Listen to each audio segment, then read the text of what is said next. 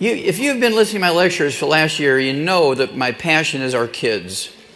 And experts tell us that our children are going to be the first generation of Americans that do not live as long as their parents. This is a catastrophic prediction of biblical proportions. We're talking about the Great Flood. We're talking about all of Egypt's firstborn dying because Pharaoh refused to release the Hebrew slaves. Can you imagine everybody in this room burying their children? This tells us how terribly the medical profession has failed us. And this is why Youngevity is here. And I love you because you're an army that's going to save our kids. God bless you for it. Hooah! Let's get started here. I got a 3-hour lecture to give in 30 minutes, so we're going to go fast. Let's see here. We get started. And they told me there's a delay. Okay, there we go. You know me. All right. And so some of this you can just read it. We're going to start out with longevity because we want our kids to outlive us. Okay, so let's have a look and see where we're at and where we need to go. Forbes magazine back in 2004 said the average lifespan of billionaires in America is 78. And I actually made a CD called What Kills Billionaires. We sell a lot of those because people want to know, gosh, if billionaires are being killed by something, we need to know so we can at least avoid that. 7 years later, in March of 2011, they redid the study and said, billionaires are average lifespan is only 66. They lost 12 years of average lifespan in 7 years. And that's because they hired the top personal trainers from the professional athletes. Bam! They were dead. They were the most expensive laboratory animals ever. The average lifespan of professional athletes is 62, except for football players is 51. I used to be able to say there's never been a professional athlete ever lived to be 100, but there's one little old guy from the Philadelphia, the baseball players, back 100 years ago. He just died at age 100 plus 3 days. So with the exception of that guy, there's never been a professional athlete ever lived to be 100. That tells you there's a problem, right? And so there's thousands of failed medical theories every century, and the 20th century and 21st century are no different. The two big ones, of course, is genetics. That's a failed theory. We know that genes do control your hair color, your eye color, your skin color, whether it be a boy or girl. Your genes control your liver, your heart, your muscles, your bones. If you need to make new bones, your bones will make bone cells. And if you need to make a new liver, your liver will make liver cells, all because of genetics. But it was an overreach by them to say all these diseases are caused by genetics. There's not a single disease that's transmitted by genetics. Of course, that's why the book Epigenetics is a bestseller at Amazon.com. Oh, very proud of that. Hooah! Okay, here we go. Let's go to the next one. Disability prevalence says the darker states are the ones that have the worst records. So you can look at the Great Lakes states, you can look at the Southeast, you can look at Nevada and New Mexico, and even Texas is not really good. Okay, California is not really good. You'll see in a moment. Let me back up there. Get back up. Oh, there we go. Okay, different types of, this is what I want. Okay. Now I wonder what Steve Jobs' mom and dad thought when they buried him at age 56. I wonder what Satoru Iwata's parents thought about when they buried him at age 55. I wonder what Vice President Joe Biden felt like when he buried his son Beau at age 46. I wonder what the king of Dubai felt like when he buried his son, who was supposed to be the king when the king died. Sheikh Rashid died at age 33 of a cardiomyopathy heart attack, a deficiency of a single mineral while he was running. You can look at him, know he was a fitness buff. I wonder what past President Jimmy Carter felt like when he buried his grandson Jeremy at age 28 from cardiomyopathy heart attack. You see, it doesn't matter how politically connected you are, it doesn't matter how rich you are, if you don't have the 90 essential nutrients, you are doomed to a life of misery and early death. Hooah! Pastor Rick Warren, very famous pastor, wrote a best-selling book. It's probably still a bestseller. I mean, it was one of the longest-running bestsellers. a purpose-driven life, saved many families. It helped so many people who were drifting in their lives. And his own son committed suicide at age 27. Now, they never listed why. They never mentioned a note or anything like that. But if you think about it, you will come up with why he committed suicide. Female life expectancy in America, this was 1990, Harvard Medical School, said that in the counties, this is county by county, the red, orange, and yellow counties are the shortest lived, and the counties in the dark blue are the longest lived. There's a 25-year difference. Everybody in the southeast, the old Confederate states, and out kind of southwest in the Indian reservation, up in the Dakotas and Montana, they fry everything and don't take the 90. Males are the same way, same pattern.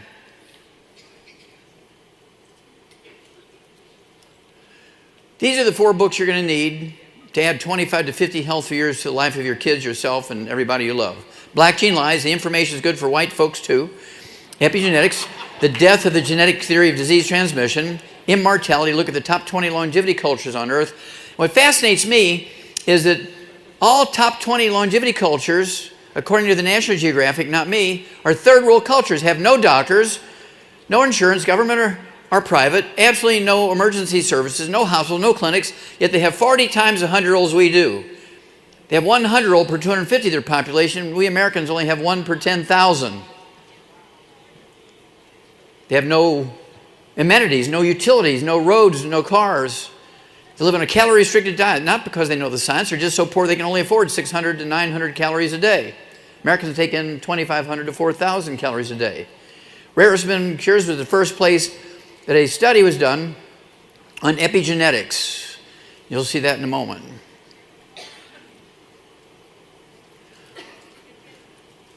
Some of this we're going to go fast through it so you can read the books and listen to the CDs. I don't know, I'm not getting a response here. Can you advance that one for me? It doesn't want to go. Hello.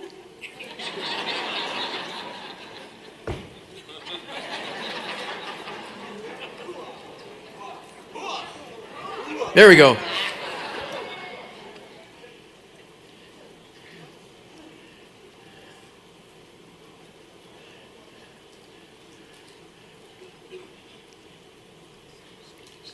This baby will live to be 120. This baby could live to be 142. That's because they're doing it in those countries.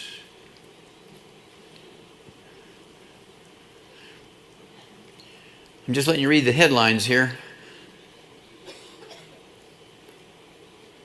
These are the longest lived people on Earth. The Huns in the Hunza Valley and the Karakoram Mountains, separating out Pakistan, northern Pakistan from China. They literally live in the biblical land flowing with milk and honey. The Giltar Glacier, the water comes out from underneath it, looks like milk, and it's because of all the minerals in the water. And there's more species of bees, more wild honey around the Giltar Glacier than any place else in the world because bees like minerals. The land flowing with milk and honey, they live at 13,000 foot elevation. You can see they're third world culture. They don't have any doctors or insurance or hospitals or clinics, emergency services, yet they're the longest lived people on Earth. Okinawa, everybody in Okinawa doesn't live to be an old person. Most of them live to be 52. They have 10 different fried chicken places on every block. One little valley in Okinawa, the people live to be an average about 85. This is one of the oldest fellows there, Mr. Taguchi, and spent a lot of time with him, so we know exactly what they do and what they don't do. I don't know how she got in there. 112. Come on, come on. We need some help here. Advance, advance, advance, advance. Anybody help me here? There we go. Now this is the lady I want to go dancing with. She's 97 years old. She's the lead singer in a pop group from Okinawa, Haru Yamashiro. Look at her energy at 97. You got to love her. Now this just came out in January of this year.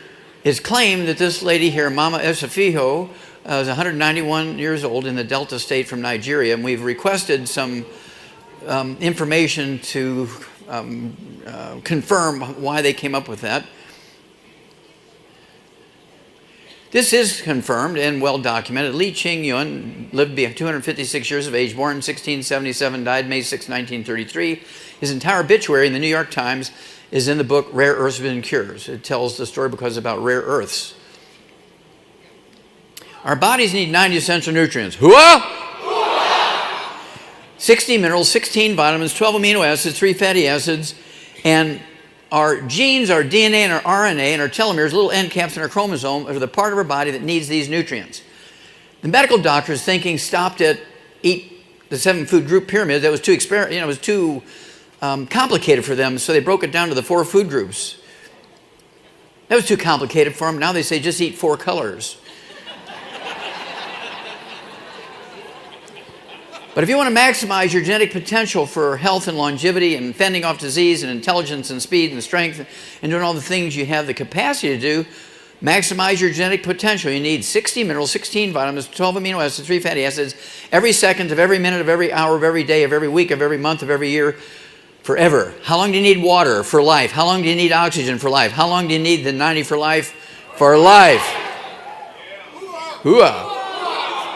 Evander Holyfield, we rebuilt him after he had his heart attack. He came back and boxed for 8 more years, even with a piece of his ear bitten off.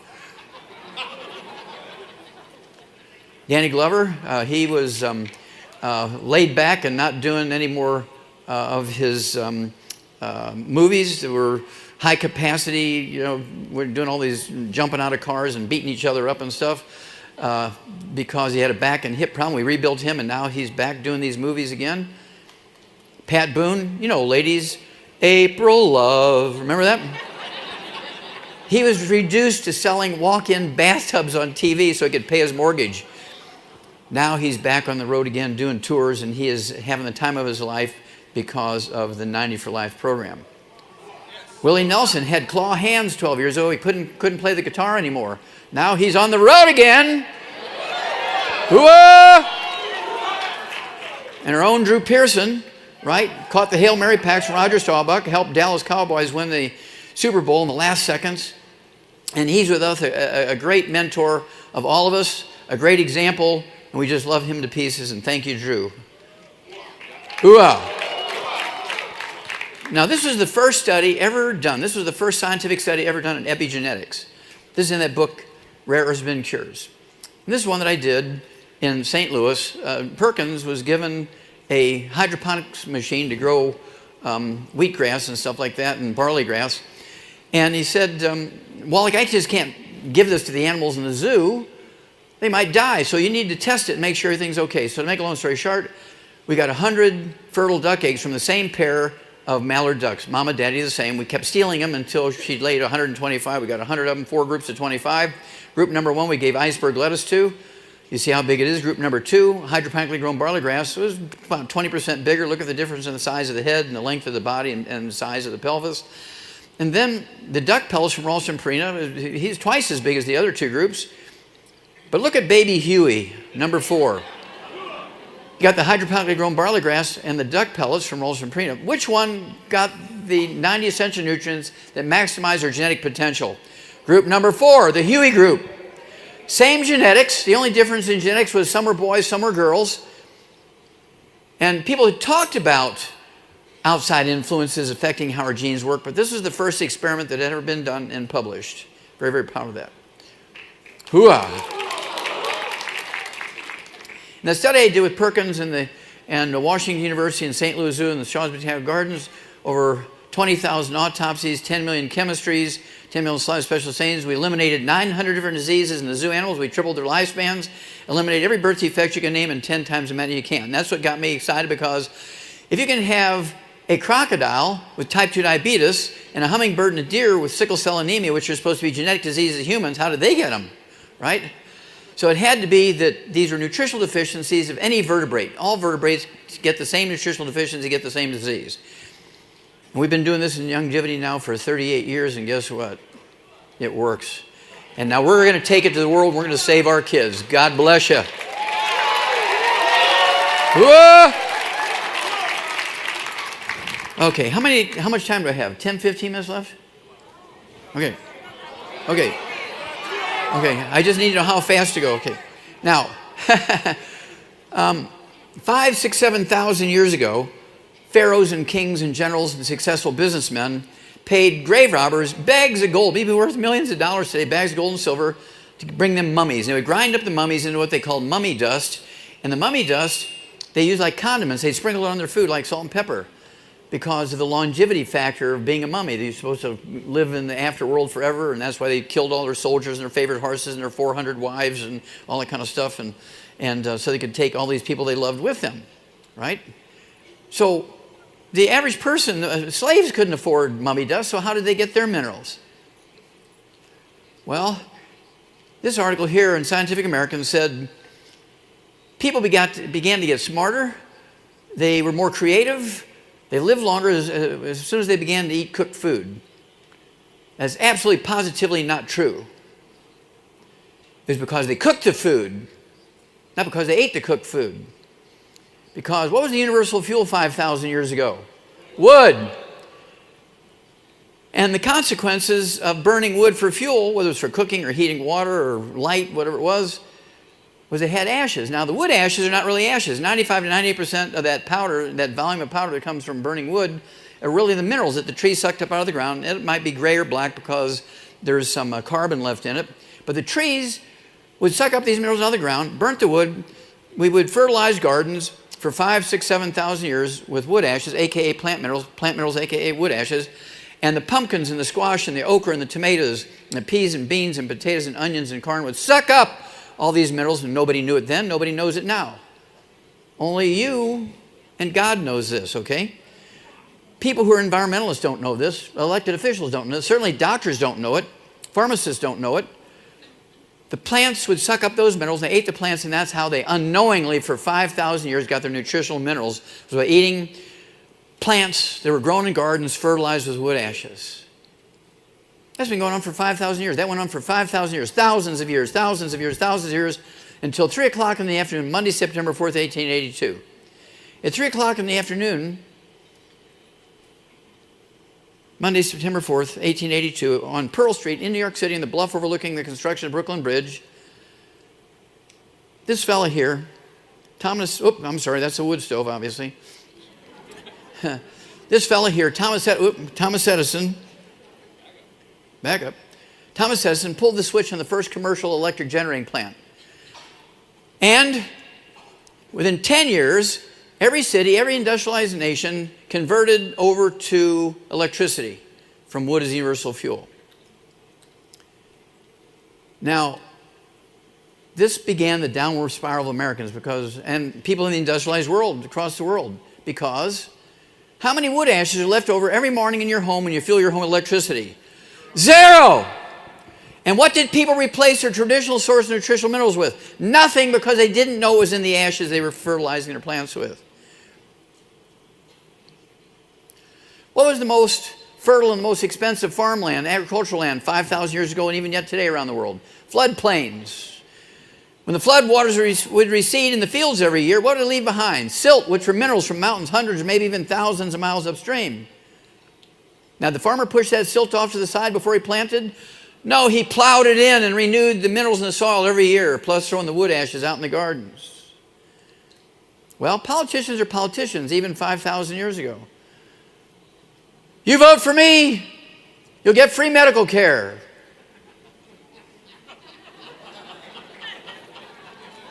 But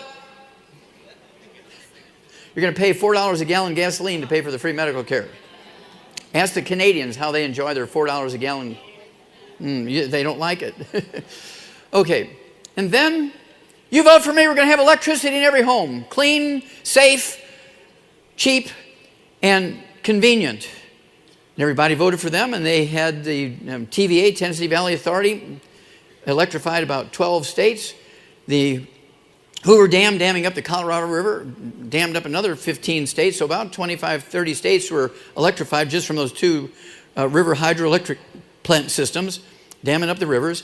And there was an unintended consequence, which initially everybody thought was a good deal. The unintended consequence of these hydroelectric plants was flood control. No more flooding, no more silt. By 1936, we had the Great Depression and the Dust Bowl because our soil was dead. All because they dammed up all the big rivers for electricity. And Granny would say, shouldn't I be supplementing with something that says on the radio I need to take some vitamins and minerals? Well, interfere with our prescriptions. You can't take vitamins and minerals. You can't take vitamins and minerals. You'll have expensive urine. You're just wasting your money. You're just peeing it all away. Bam! Grandma was dead. Because she listened to the doctor. Well, according to the World Health Organization, right now there's 960,000 dams in the world.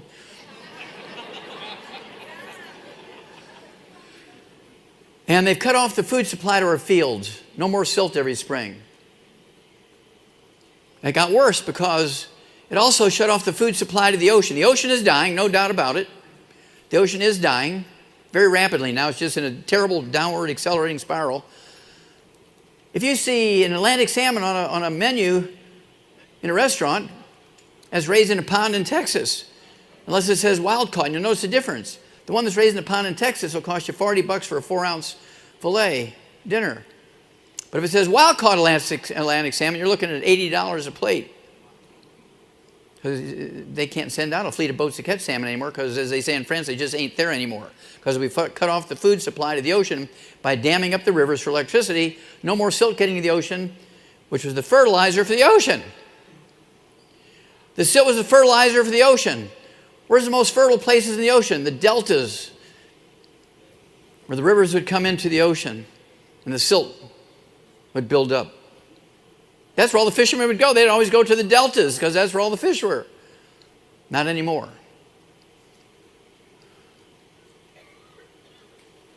Whales are washing up on the beach now each year by the hundreds.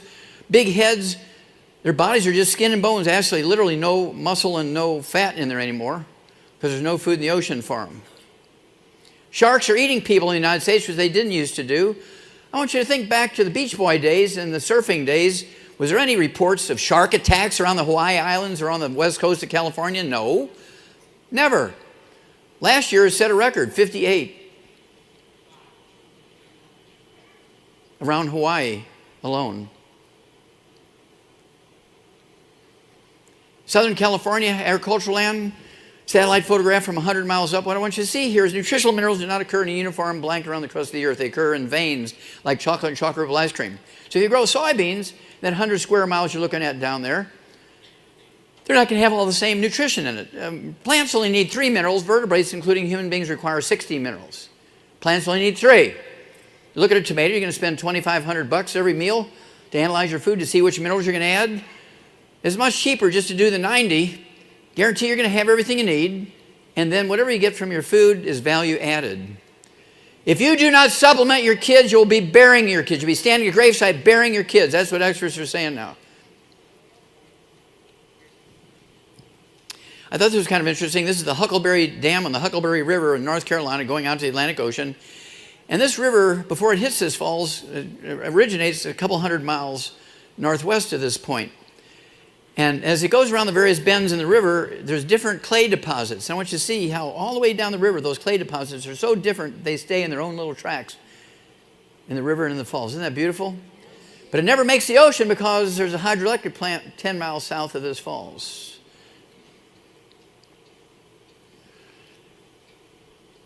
How many of you have ever been to the Youngevity source of minerals? Raise your hand if you've been there. Oh, it's only a couple of dozen. Okay. Every year we take a tour out there, and this year will be no different. We're going to take a tour out there, maybe 2 or 3 or 8 or 10. Okay. This is drop-dead, gluten-free, drop-dead, organic, 78 minerals. It's a compost. This is not fossilized or rock. You put your hand in there, come out, it's like a handful of coffee grounds. We have a 100 cubic mile supply here, 100 cubic miles. Very proud of that. 78 minerals, all 60 essential minerals in optimal ratios. You know the Shar?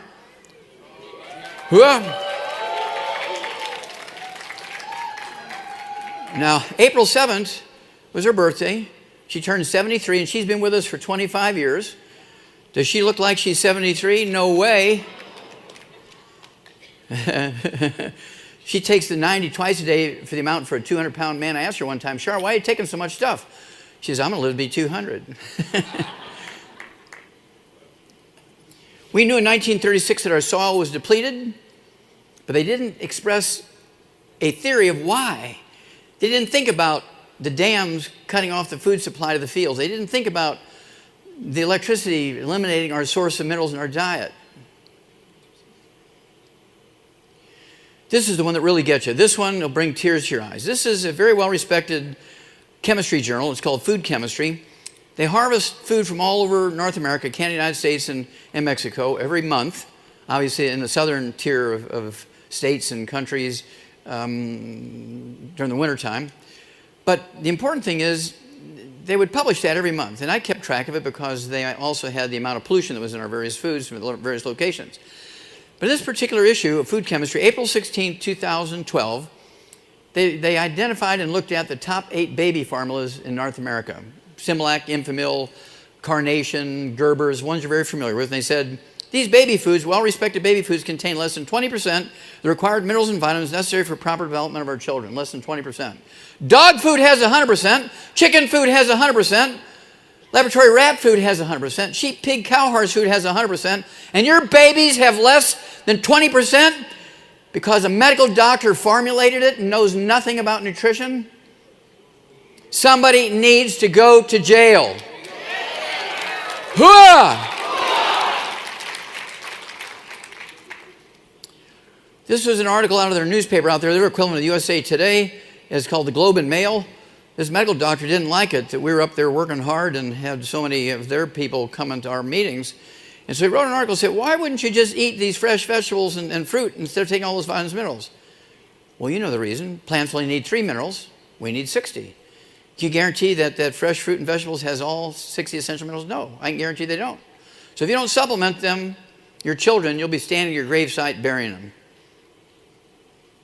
There's a 100-year study, started April 15th, 1912, or 14, excuse me, 1912. And then went to April 15th, 2012. Okay? They said our farm soils are depleted of vital minerals, and as a result, our foods are literally starved of nutrition. Our medicine alone cannot compensate for this deficiency. U.S. Senate document 264, 1936. The summary of the study was, the minerals in our soil over the past 100 years are depleted by 85%. You can see their table on that. That's their chart, not mine. Look at it, 1910. Look at the amount of minerals in our food today, in our soil today, in 2006. USDA also reports that 95% of all Americans are minerally deficient. Now, you and I might be able to squeak by an extra week or two when we're minerally deficient, but our babies that are growing and developing, without all 90 essential nutrients, particularly minerals, they're doomed to die an early death. We're responsible now. You can't unlearn what you've learned. These I'm going to go by fast. If I go too fast, it'll freeze up for a minute or two, so I got to go at a certain speed. You get the drift of it. Decrease in iron in food from 51 to 2001, a 50-year difference. This is at 1951. Let's see what's it. There it is in 2001. Just iron, just looking at iron alone. No more wood ashes, no more silt. Plants can make vitamins and amino acids and fatty acids, but plants cannot manufacture minerals. They must get them from the soil. Obesity rates continue to climb. Obesity is not eating too much and lack of exercise. Obesity is just a simple nutritional deficiency. Disability prevalence, again, look at the darkest states there, the Great Lakes states in the southeast, in Nevada and New Mexico. Percentage of adults whose heart age is 5 or more years older than their chronological age. Again, look at the southeast and the Great Lakes states. Heart disease death rates. The darkest ones have the worst records. Again, the Great Lakes states and the old Confederate states. And look at California. We're not doing too good.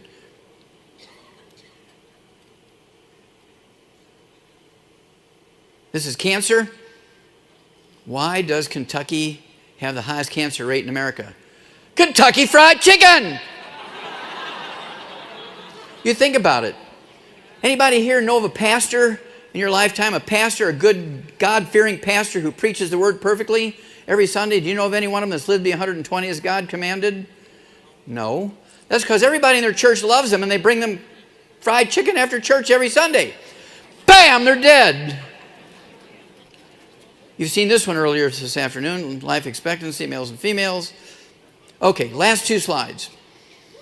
You know the convenience here of the Healthy Start Pack. Everybody needs the 90 essential nutrients.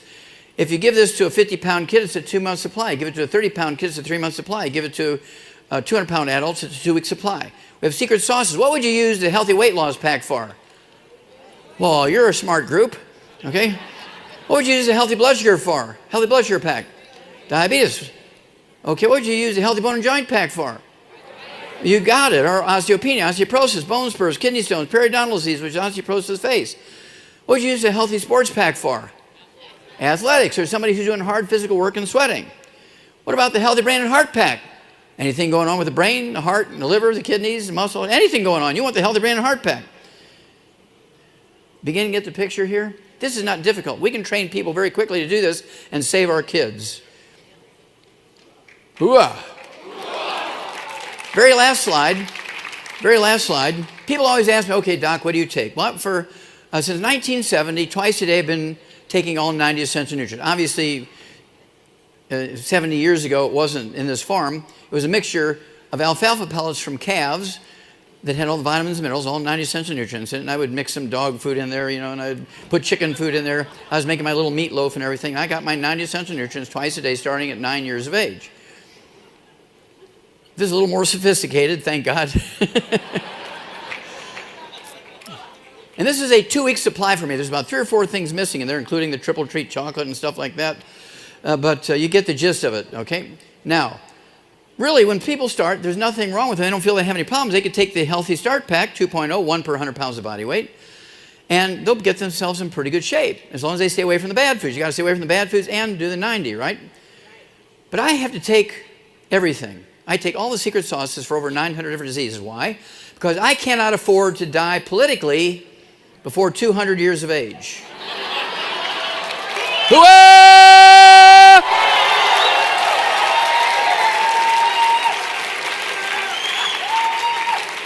Now, I want you to think of me as Babe Ruth pointing out the center field saying, 200 years is not enough. And I've also got about, I don't know, a couple hundred people who've committed with me.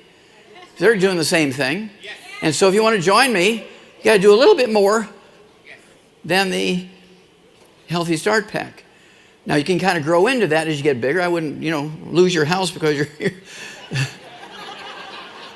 you want to do it as you can afford it. But that's the beauty of Youngevity.